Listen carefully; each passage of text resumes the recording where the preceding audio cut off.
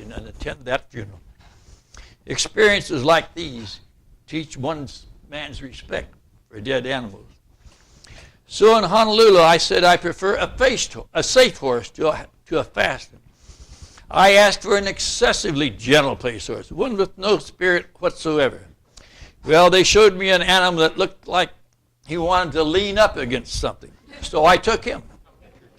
We went peacefully enough, and he was so absorbed in meditation that it began to worry me.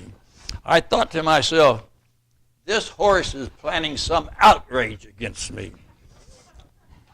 No horse ever thought over the subject so profoundly as this one, just for nothing. Well, the more this preyed upon my mind, the more uneasy I got, till I dismounted and went around to see if there was anything wild in that horse's eyes. I can tell you it was a relief when I found out the animal was asleep. Well, about noon that day, I spurred my animated mount along the side of a stretch of a beautiful sandy beach. A sandy beach where I noticed a bevy of young native ladies out there in the water bathing. It was a sort of local color I was after. My newspaper wanted it, of course. So I went down and sat on their clothes to keep them from being stolen. And I begged them to come out, for it seemed to me that the sea was rising, and I was satisfied that they were running some risk by remaining in the water. But they went right on with their sport, swimming, splashing around. It was a high-performing spectacle. When I finally turned around to leave, I found the horse asleep, which shows there is some difference between a horse and a man. You cannot rely upon a horse to gather news. When I got back to San Francisco, I found myself without a job, so I hired a lecture hall. I gave a lecture. I've never done another day's work in my life. I had a new career. I went forth on the public highway with all the other bandits, giving readings of my work and my writing. I become acquainted with that great menace, the itinerant lecture, known as the local newspaper interview. You know it's a time-worn custom when these people probe you with a long string of personal questions, which you try your best to answer as conscientiously as you can. And then you go home and buy the evening paper, and you run over the printed words in his column with a divining rod, and you can never find anything that's reference to you. Well, for years I tried to outwit these people.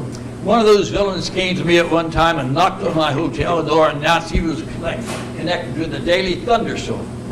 My first impulse was to pulverize him with a chair, but he sat down before I was able to take action. I was not at my best that morning. My powers were somewhat under a cloud, so I decided to confuse him. He asked me if I had any brothers or sisters. Oh yes, now that you mention it, I replied, there was a brother. Bill, we used to call him. Poor old Bill. Is he dead? The newsman inquired. Well, I said, we never could tell. There was always a great mystery about that, you see. He disappeared? Well, yes, he disappeared in a sort of a general way. We buried him. Buried him? You mean to tell me you buried him without knowing whether he was dead or not?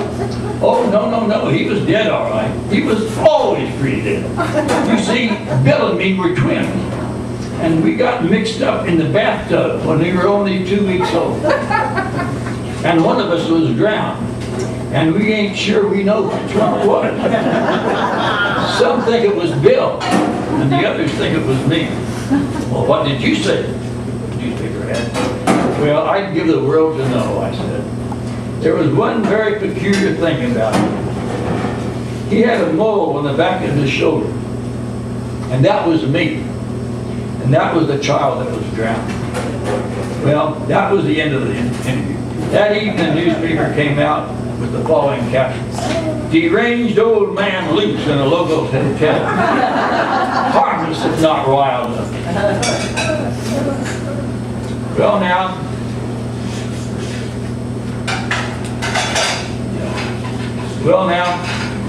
I want to bring you a story about a young man from Hamilton named Huckleberry Finn.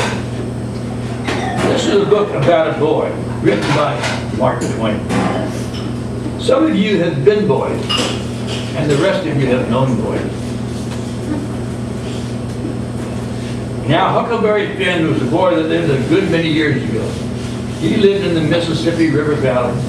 He was ignorant, uncouth, uneducated, ill-bred, unwashed, insufficiently fit. But he had as good a heart as any boy ever had. And he was the only really independent person, child or adult, in that community in Hannibal, Missouri. And for this reason, I suppose, he was continually happy. Other boys liked him. We admired him. We enjoyed his society. And since his society was forbidden to us by our parents, we enjoyed it all the more. Now in Mark Twain's book, Huckleberry tells his own story about himself. And this is what he said. You don't know me without you having read the book by the name of Tom Sawyer. That book was made by Mr. Mark Twain. And he told the truth, mainly. There were some things he stretched, but mainly he told the truth. I never seen nobody who lied that didn't lie sometime or another, except his Aunt Polly or the widow Douglas. The widow, she took me for her son and allowed she would civilize me. She cried over me and called me a poor little lost lamb. She called me a lot of other names too, but she never meant no harm by it. Then she dressed me up in some of those clothes, and I couldn't do nothing but sweat and sweat. I was cramped up. Pretty soon I wanted to smoke, but the widow, she wouldn't let me. She said smoking were a bad, mean habit. It weren't clean, and I should try not to do that anymore. Ain't that just the way with some people, though? They get down on the thing and they never know nothing about it. And the widow, she did snuff too. Of course, that was all right. She done that herself. Mrs. Watson was a tolerable, slim old maid, and she set me with those fellow clerks. She made me work with them for about an hour, and then the widow read to me. I couldn't have stood it much longer. Miss Watson was always saying, Huckleberry, Huckleberry, don't put your feet there. Huckleberry, sit up straight. Huckleberry, you ain't trying to behave. And she told me about the bad place I would go if I didn't do right. And I said, I wish I was there right now. She got mad at me then, but I